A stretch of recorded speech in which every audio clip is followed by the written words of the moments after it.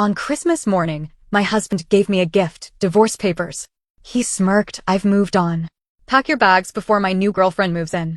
His mother laughed, "You were always temporary." I wiped my tears and whispered, I knew this was coming. When he saw the new deed to the house, his smug smile turned to a scream. I'm a 41-year-old woman from Savannah, Georgia. My now ex-husband, Dale, is 45. We were together 13 years, married for 11. We didn't have kids, but we had a house, a shared life, and what I thought was a decent partnership. I was wrong. I'm not a dramatic person. I don't shout or throw things. But this man? He broke me down quietly for years. Until I stopped crying and started planning. This story starts on Christmas morning, but the real betrayal began much earlier. Let me tell you what happened. Last summer, Dale started acting different. He was always a bit emotionally distant, but now he was cold.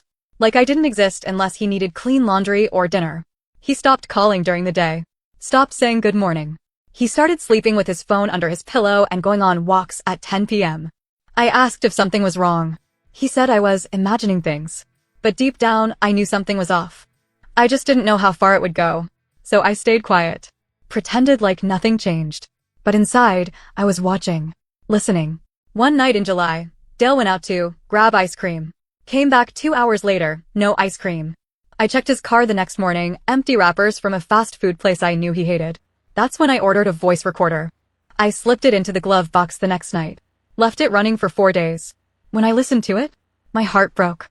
He was talking to a woman. Not just flirting, he was planning a future. I heard things like, once she's out of the picture, we'll have the place to ourselves. She doesn't know anything. I've been so careful. My mom can't wait to meet you for real. I couldn't sleep. Couldn't eat. But I knew I had to stay calm. So I acted normal. During the day, I worked from home, bookkeeping. At night, while Dale was asleep, I went into detective mode. I guessed his laptop password. It was my birthday. That alone told me how little he cared. Inside? Dozens of emails to this woman. Her name was Tasha. They had hotel receipts. Pictures. She had a tattoo of his name on her hip. There were also property listings. Condos in Charleston. Beach houses in Tybee Island. He was planning a new life. Without me. What made it worse? His mother was in on it. Emails between her and Dale talking about how Margot won't see it coming, and she's been dead weight for years. Dead weight. I gave that man everything. And he saw me as nothing. I found Cynthia Bright through a friend. Best divorce lawyer in Savannah. Small woman, sharp eyes, sharp mind. I told her everything. Gave her copies of emails, audio recordings, hotel receipts, bank transfers. She looked me dead in the eye and said, "We're going to ruin him." Quietly. Georgia is an equitable distribution state. That means anything bought during the marriage gets split. But I bought our house 2 years before the wedding. I paid the down payment. The mortgage was in both names, but the deed? Still only in mine. I just never changed it. Cynthia helped me create a revocable trust. We moved the house into it. Only my name on that trust. We waited until everything was legally tight. Quiet. Clean. And then we waited for him to make his move. December 25th, 2023. I baked cinnamon rolls.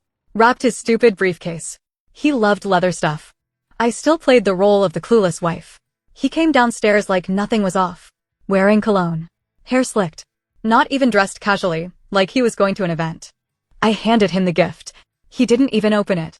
He handed me a white envelope. "It's time," he said. "I've moved on. Pack your stuff before New Year's. She's moving in." I sat there, holding the papers. Blank. Frozen. His mom walked in behind him, holding a mimosa. "You were always temporary," she said. I wanted to scream. Cry. Run. But I didn't. I wiped my face. Looked at him. Calm as ever. I knew this was coming. Dale looked so damn proud of himself. Like he had won something. Like I was a fool who'd just been dumped by the smarter, better man. He didn't even flinch. "Let's make this easy, Margot. You can have your car, your clothes. I'll handle the rest. She's moving in on the 27th. He poured himself coffee like nothing happened. At exactly 11:13 a.m., the courier rang the doorbell. I got up and opened the door. Took the thick manila envelope. Walked back into the living room and handed it to him. "Here. You missed something." He opened it. Started reading. Page 1. Notification of property transfer. Page 2. New trust deed with my name only. Page 3. Termination of joint financial ownership. His eyebrows lifted. Eyes widened. "What the hell is this?" I didn't answer. He flipped through pages faster. Hands shaking. No, no, this isn't legal. I live here too. I spoke quietly. You were only ever on the mortgage, not the deed. Look at the dates. My name, my trust. This house is mine. You have no right to it. He stood up. I'll get a lawyer. I shrugged. I already did. 3 months ago. I filed first. You're the respondent now. Tasha pulled up in a red BMW with a giant bow on top. Parked like she owned the place. Walked in wearing tight jeans and a fur jacket, chewing gum. Hey babe, ready to show me my new place? Dale looked at her, then at me. I smiled. She's trespassing. You both need to leave. Tasha laughed. You can't kick me out. I live here now. I pulled out my phone and hit play. Dale's voice. From the recorder. Saying, she's too dumb to figure it out. I'll get her out after the holidays. She'll walk away without a fight. Tasha froze. You said she agreed to move. You said she was happy for us. I shook my head. Dale tried to grab the phone. She turned to him, face red. You lying piece of... Then she slapped him. Hard. Stormed out. Peeled out of the driveway so fast she knocked over the mailbox. Dale looked like a ghost. I haven't finished the story yet. There's more. More paperwork. More calls. More truth. But for now, I'm sitting in the guest bedroom with my cinnamon rolls, watching Dale walk around like a lost dog. He has no idea what's coming next. Let me know if you want the rest. After Tasha slapped him and left, Dale tried to keep his cool. He followed me upstairs like he still had some control. You're not going to win, Margot, he said. I know the right people. Judges. Lawyers. You think a little trust paper is going to stop me? I said nothing. Just closed the door in his face. The next morning, I got a text from his mother. You think you're smart? You've embarrassed this entire family. I didn't reply. An hour later, Dale tried to get into my bank account. I got a fraud alert. He'd used my old login info. Probably thought I hadn't changed it. I had, months ago. I screenshotted the alert, sent it to my lawyer. Her reply, perfect. Let him keep going. The more he does, the more we bury him. 2 days later, he showed up at my bedroom door at 6 a.m. Disheveled. Unshaved. Reeking of cheap cologne and vodka. We don't need lawyers, he slurred. We can talk. Come on, Margot. After everything? You'd really throw it all away like this. I stared at him for a long second and said, I didn't throw it away. You gave it away. I walked past him and left the house. I stayed at a friend's place that night. When I got back the next day, Dale had changed the locks. Yes, you read that right. He called a locksmith and had them change the locks on my house. The one he didn't legally own. I called the police. Showed them the trust papers and the new deed. Officers made him open the door and warned him not to pull that again. He stood behind them with his jaw clenched, fists shaking. This is MY House 2. No, I said calmly. It never was. He was issued a formal notice. If he tried it again, he'd face trespassing charges. He didn't try again. But he didn't give up either. About a week later, while I was organizing paperwork, I found something odd. There was a folder labeled Hold for Appraisal in his home office. Inside? Photos of our house. Measurements. Floor plans. All dated 2 months before Christmas. There were also emails to a real estate developer. And then I saw the bombshell. A purchase agreement draft. Dale was trying to sell the house behind my back. He planned to forge my signature. Transfer it before the new year. Probably thought I'd be too emotional or too slow to catch up. He wanted to cash out, disappear, and leave me with nothing. That wasn't a theory. It was written in an email. If this works, I'll have the wire by January 15th. She won't know until it's too late. My hands shook. I forwarded everything to Cynthia. Her reply came 10 minutes later. We're filing for attempted real estate fraud. Monday morning. Word spread in his office. Apparently, the guy he was emailing worked for a company that had just cut ties with Dale. When they found out he tried to use their name in a shady sale, they dropped him as a client. Then came the calls. His job, he worked for a high-end real estate firm, put him on leave. Pending an internal investigation. His reputation? Gone. His phone? Blew up. I heard him pacing all night, screaming into it. I stayed silent. I didn't gloat. I didn't rub it in.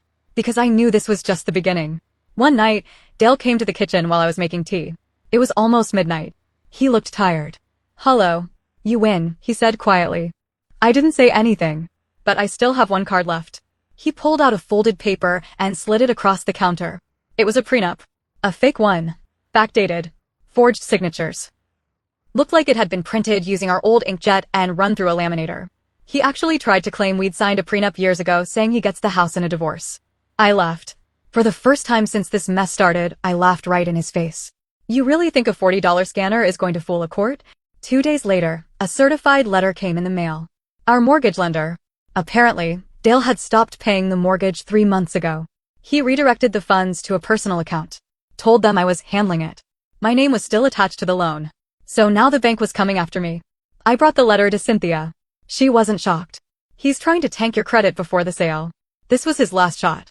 We contacted the bank, submitted proof of the trust, and froze any account associated with Dale's name. Then we filed for injunctive relief. It stopped the foreclosure process and forced the bank to deal with me directly. His plan? Failed. Again. I started digging deeper. Found out Dale had another project under a fake LLC bought with our joint savings. He had tried to hide the funds by pretending he was investing in a short-term rental business. Except it wasn't a business. It was a condo. In his mistress's name. He was planning to funnel money into it and buy her freedom from her job. Yeah, while I was paying the bills. I've sent all the evidence to my lawyer. Fraud. Embezzlement. Contempt of court. It's all in play now. The last I heard, his mom took out a second mortgage to cover his legal bills. Tasha left town. Took her BMW and vanished. Dale got kicked out of his firm. I'm not sure if he was fired or asked to resign. His phone's been disconnected. I still see his car parked outside the old house some nights, like a dog waiting for a door that won't open. I haven't served the final blow yet. But it's coming. And it's going to hurt. This came out of nowhere. I got a call from a number I didn't recognize. Some small bank in Atlanta. Hi, is this Margot H? Yes. We're just confirming the overdue payment on the business loan tied to your name and SSN. It's now 91 days delinquent. My stomach dropped. What loan? The woman paused. The LLC is listed as Blue Coast Property Management. Is that not yours? It wasn't. I told her to email me the documents. 15 minutes later, I had everything in front of me. A $118,000 loan, filed under a Shell LLC Blue Coast, registered by Dale. And the worst part? My forged signature was on every form. I did a little digging. Blue Coast Property Management didn't actually manage any properties, but it did list a registered office in Charleston. I drove up there the next day, for hours each way. It wasn't a real office, it was a mailbox rental place in a strip mall. But I asked the front desk girl if she remembered the name. Yeah, she said. That couple came in a few times. Guy in a suit. Woman with a diamond anklet. Always dressed fancy. She signed the rental agreement. I showed her a photo of Dale and Tasha. Yep, that's them. So not only did he use my name and credit to get a loan, he used it to fund his side business with his mistress. I took a photo of the mailbox. Called Cynthia. Cynthia called me back 24 hours later. Margot, you're not going to believe this. We're not the only ones after Dale. Apparently, someone had anonymously tipped off the IRS about unreported income and business fraud linked to Blue Coast. They'd been quietly building a file. When I gave them my documents, it connected all the missing dots. So now it wasn't just a divorce. It wasn't just civil court. Now it was criminal. I didn't expect this part. Remember how Dale's mom used her name on some of his hidden accounts? Well, one of those accounts was listed as a recipient in the Blue Coast financial records. Meaning? She got money from the fraudulent loan too. Her name, her signature, her account. She called me crying when she got the audit notice. You don't understand. I didn't know it was fake. I said nothing. I wanted to feel bad. But then I remembered her words on Christmas morning. You were always temporary. No, ma'am. I was permanent enough to take you down with your golden boy. This one shook me. About 2 weeks after the Charleston discovery, I noticed a silver Honda following me home from the grocery store. Thought maybe I was paranoid. But then it happened again 2 days later, different route, same car. I mentioned it to Cynthia. She told me to log everything, take videos if I could. The next time it happened, I drove to the police station instead of home. Parked out front. Got out and walked straight inside. The car peeled off. Police couldn't do much without proof, but they filed a report. I later found out Dale had hired a private investigator, but not a real one. Just some sleazy guy his cousin knew. Why? Because he was trying to find dirt on me to countersue for emotional damages. This man cheated, lied, forged documents, and tried to destroy me, but now he was emotionally damaged? This part, honestly? Chef's kiss. I was talking to my cousin Rachel at a family get-together in January. She's a licensed agent based outside Atlanta. Dale didn't know we were related, different last names. She asked, casually, hey, random question. You ever hear of a guy named Dale H? Tried to list a house in Savannah, then ghosted us? Whole thing felt sketchy. I nearly dropped my drink. Turned out, Dale had tried to list our home through her brokerage in secret. Sent her the property details, appraisal papers, even a forged signature for the seller, me. But when Rachel asked for in-person verification, he bailed. She never filed the listing. But she had everything on record. I gave those emails to Cynthia. She was speechless. He just keeps digging, huh? I don't talk about her much, but I have a small dog. Border Terrier mix. Her name is Clover. I rescued her from a shelter before Dale and I got married. She's mine. Always has been. He never cared about her. Called her annoying. Would kick her off the couch when she tried to cuddle. But suddenly, in a court filing 2 weeks ago, he listed Clover H. as joint marital property and said I was keeping him from his emotional support animal. I cried from laughing. We submitted vet records, microchip info, adoption documents, all under my name. His request was denied in 5 minutes. Still, the fact that he tried? That was the final crack in whatever was left of my feelings for him. Our final hearing was set for a Monday morning. I wore a simple gray suit. No jewelry. No makeup. Just calm. I had nothing to prove anymore. Dale walked in late. Hair messy. Cheap suit. His mom trailed behind him. She looked like she hadn't slept in weeks. Tasha wasn't there. She'd vanished months earlier. But her name was all over the documents. The judge looked tired. The courtroom was quiet. And then? Cynthia stood up. She submitted a binder, thick, color-coded, tabbed. 1 copy for the judge. 1 for Dale's side. 1 for court record. Inside? All the forged documents. The fake prenup. The bank loan under my name. Blue Coast LLC records. The IRS letters. The Charleston mailbox. The failed property sale attempt to my cousin. At first, Dale stayed silent. Then he leaned over to whisper to his lawyer. But Cynthia didn't stop. Your Honor, we also have a sworn statement from the real estate firm Mr. H was previously employed by, confirming he was placed on leave due to fraudulent activity tied to this case. Dale's lawyer tried to object. Too late. Then Cynthia said the line that changed everything. We ask that the court acknowledge Mr. H's consistent and intentional efforts to manipulate financial and legal systems, placing Ms. H in harm's way, and request full control of all marital assets. No spousal support, and restitution for damages caused by fraud. Dale snapped. He stood up in court. She planned this. She tricked me.